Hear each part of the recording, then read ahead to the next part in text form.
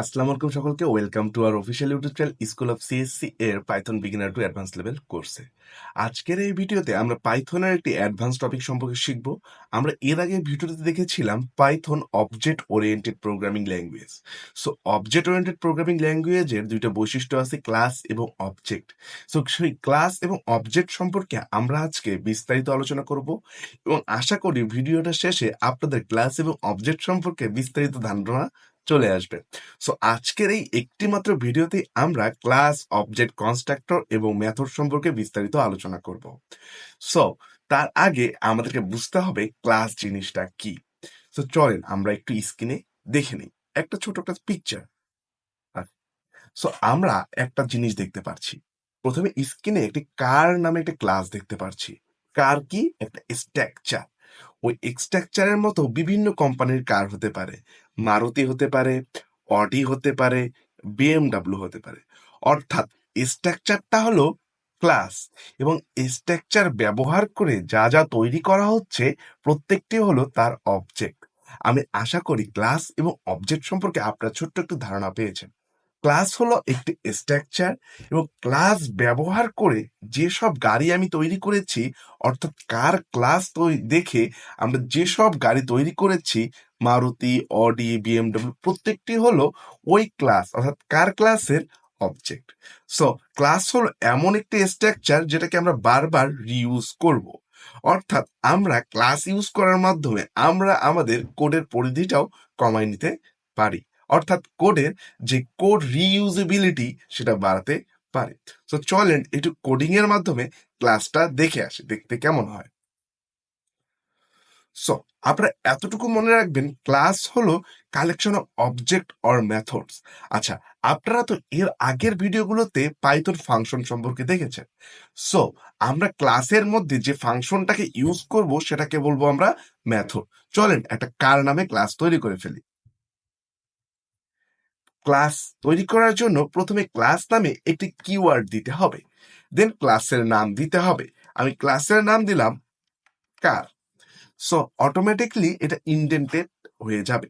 So আমি এর ভিতরে একটি মেথড দিব। মেথড মানে কি? আমরা এর আগে যে ফাংশন তৈরি করেছিলাম সেটাকে আমরা মেথড বলি। সো আমি একটা কাজ করি যে দেই ডিসপ্লে ইনফো। এর ভিতরে অটোমেটিকলি সেলফ চলে আসবে। ক্লাসের ভিতরে যেই মেথডটাই দেন না কেন ওটার ভিতরে দেখবেন বাই ডিফল্ট অটোমেটিকলি সেলফ চলে আসবে।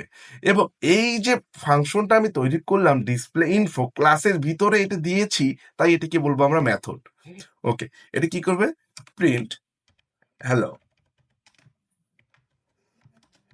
This is car class or struck sorry structure. আচ্ছা, আমি এখন বের হয়ে আসি। তো কার নামে আমি একটা ক্লাস তৈরি করেছি, অর্থাৎ একটা স্ট্রাকচার তৈরি করেছি। এখন আমি এটার একটা অবজেক্ট তৈরি করব। সো আপনারা চিত্রে যে জিনিসটা দেখলেন যে আমি কার নামে একটা স্ট্রাকচার তৈরি করেছি, এখন আমি এটাকে ইউজ করব। সো এটার জন্য আমি অবজেক্ট তৈরি, অবজেক্ট তৈরি করার জন্য প্রথমে অবজেক্টের একটা নাম দিতে হয়। সো আমি প্রথমে অবজেক্টের নাম দিলাম Maruti equal to. So equal to দিয়ে ক্লাসের সাথে কানেক্টেডের জন্য ক্লাসের অবজেক্ট তৈরি করার পর সেখানে আমি ক্লাসের সাথে কানেক্টেড করব, এই জন্য কারের নামটা দিব, অর্থাৎ ক্লাস নেমটা দিব। সো আমার কারের একটি অবজেক্ট তৈরি করা হয়ে গিয়েছে যার নাম কি? মারুতি। এখন আমি মারুতিকে যদি ইউজ করতে চাই, জাস্ট দিব মারুতি ডট। দেখেন সে অটোমেটিকলি আমাকে সাজেস্ট করতেছে ডিসপ্লে ইনফো। সো আমি ইন্টার চাপ দিয়ে যদি এখন রান করি, so hello this is car class or structure চলে এসেছে। তাহলে আপনারা বুঝতে পারলেন কিভাবে একটি ক্লাস তৈরি করতে হয় এবং কিভাবে একটি মেথড ডিক্লেয়ার করতে হয় এবং একটি অবজেক্ট তৈরি করতে হয়। এখন আমি একটা কাজ করব যে ক্লাসের ভিতরে অনেকগুলো ভ্যালু পাঠাবো, অর্থাৎ ক্লাসের ভিতরে আমি একটা কাজ করব। এই ক্লাসের ভিতরে আমি কারের একটা আইডি পাঠাবো এবং কারের একটি নাম পাঠাবো। সো কারের আইডি এবং নাম অবশ্যই সেই ক্লাসটাকে রিসিভ করতে হবে, ক্যাশ ধরতে হবে। এই রিসিভ করার জন্য অর্থাৎ ক্লাসে ইনিশিয়ালাইজ করার জন্য আমাদের একটা জিনিস তৈরি করতে হবে, সেটা হচ্ছে কনস্ট্রাক্টর। সো আমি একটা কনস্ট্রাক্টর তৈরি করি। সো সেম আমাকে ডেভ দিতে হবে, দেন আন্ডারস্কোর আন্ডারস্কোর ইনিট সেলফ দিতে হবে, দেন একটা কাজ করতে হবে। আপনি কয়টা ভ্যালু নেবেন? আমি এখানে দুইটা ভ্যালু বাইরে থেকে পাস করব, একটা হচ্ছে গাড়ির আইডি দিব আর একটা গাড়ির নাম দিব। তাই এখানে আমি সেলফের পাশে এই কনস্ট্রাক্টরের ভিতরে দুইটা জিনিস দিতে হবে যেটা ওই বাইরে থেকে রিসিভ করবে। একটা দিলাম আইডি, আরেকটা দিলাম নেম। এখন অবশ্যই কার ক্লাসের মধ্যে এই আইডি আর নেমটাকে অবশ্যই ইনিশিয়ালাইজ করতে হবে, অর্থাৎ চেনাই দিতে হবে। এটার জন্য আমি একটা কাজ করব, সেলফ ডট আইডি দিব এবং ভিতরে ঢুকাই দিব আইডি, এবং সেলফ ডট নেম দিব, এর ভিতরে ঢুকাই দিব নেম। অর্থাৎ বাইরে থেকে যে নেমটা আসবে সেটি কনস্ট্রাক্টর রিসিভ করে এই জায়গাটায় রাখবে। দেন আইডি দ্বারা আমি কি করব, এই আইডির মানটাকে আমি সেলফ ডট আইডির মাধ্যমে এই কার নামে যে ক্লাসটা আছে তার ভিতরে ইনিশিয়ালাইজ করে দিব। আসলে ঘটনাটা কি ঘটতেছে আমি বিস্তারিত কোড করার পর বুঝাচ্ছি। দেন আমি একটা কাজ করি, সো আমি এখন ডিসপ্লে প্রিন্টের মধ্যে এই কারের নামটা সেলফ ডট আইডি এবং প্রিন্ট সেলফ ডট নেম। আচ্ছা, এখন আমি একটা কাজ করতে পারবো, সেটা হলো আমি একটু ডিক্লেয়ার করে কমেন্ট করি। এটা হচ্ছে কনস্ট্রাক্টর,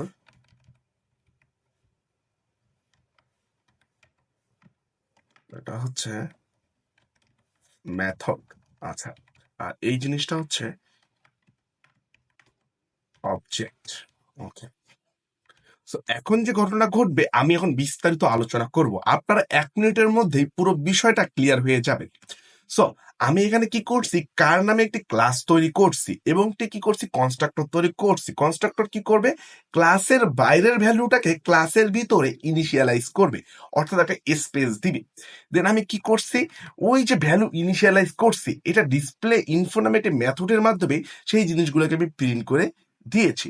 সো এখন আমি ক্লাসের ভিতরে কিভাবে অর্থাৎ কনস্ট্রাক্টরের ভিতরে কিভাবে ভ্যালু পাঠাবো সেটা আমরা দেখব। সো এই ক্লাসটার নাম কি, কার। আচ্ছা, কার কয়টা ভ্যালু নিবে? দুইটা। এটা কি নিবে, আইডি আর একটা নেম। তাহলে এখানে ক্লাসটার নাম হচ্ছে কার, এর অবজেক্টটা কি মারুতি। আচ্ছা, এর মধ্যে এখন আমি দিলাম আইডি 1 আর এর নাম দিলাম মারু মারু ঠিক। যখনই আমরা এই অবজেক্টের মধ্যে দুইটা ভ্যালু দিলাম, একটা আইডি এবং আরেকটা নেম, তখন কি হবে, এই জিনিসটা এখানে চলে যাবে। আইডি 1 আসলো এখানে, মারুতি নেম আসলো এখানে। এখন আমি কি করছি, এই আইডিটাকে সেলফ ডট আইডির মাধ্যমে যখন আমি দিয়েছি তখন সেটা ক্লাসের মধ্যে, কারণ ক্লাসের এলিমেন্টটা হলো সেলফ, সেলফ ডট আইডি যখন দিচ্ছি তখন এই আইডিটা সেলফ ডট আইডির মধ্যে চলে আসতেছে। দেন আমি যখন নাম দিচ্ছি তখন এই নামটা সেলফ ডট নেমের মধ্যে চলে আসছে। দেন কি করছি দেখেন, যখন জিনিসটা ক্লাসের মধ্যে অটোমেটিকলি সেলফের মাধ্যমে চলে আসলো, তখন আমি যখন সেলফ ডট আইডি দিব তখন ওই যে ভ্যালুটা আসছিল এটা এখানে প্রিন্ট হয়ে যাবে। এখন আমি যদি রান করি দেখেন যে ঘটনাটা ঘটবে। সো দেখেন 1 এবং মারুতি চলে আসছে। এখন আপনি আবার চাইলেন যে এবার কি আইডি বানাবেন, এবার বানাবো আমি অডি। সো একটা অডি নামে অবজেক্ট তৈরি করি, কার, এর আইডি দিলাম 2 এবং নাম দিলাম অডি। এখন যদি আমি অডি ডট ডিসপ্লে ইনফো দিয়ে রান করি, দেখেন প্রথমটা যখন আমি পাঠাইছি সেটার জন্য প্রিন্ট হয়েছে 1 এবং মারুতি, এবং দ্বিতীয়টার জন্য প্রিন্ট হয়েছে 2 এবং অডি। এটাই হলো ক্লাস এবং অবজেক্টের খেলা। দেখেন আপনি একটা বার তৈরি করলেন, বাট বারবার এত বড় কোড না লিখে এখন জাস্ট অবজেক্ট ক্রিয়েট করতেছেন আর রিউজ করতেছেন, জাস্ট কল করতেছেন, নাম পাঠাই দিচ্ছেন আর জাস্ট প্রিন্ট করতেছেন। সো এই জিনিসটা প্রচুর ইজি না? আমি আশা করি আপনাদের ক্লাসে অবজেক্ট কিভাবে তৈরি করতে হয়, ক্লাস কিভাবে তৈরি করতে হয়, কনস্ট্রাক্টর কিভাবে তৈরি করতে হয়, মেথড কিভাবে তৈরি করতে হয়, এই 10 মিনিটের ভিডিওতে আপনাদের ক্লিয়ার হয়ে গিয়েছে। দেখা হবে নেক্সট কোনো ভিডিওতে।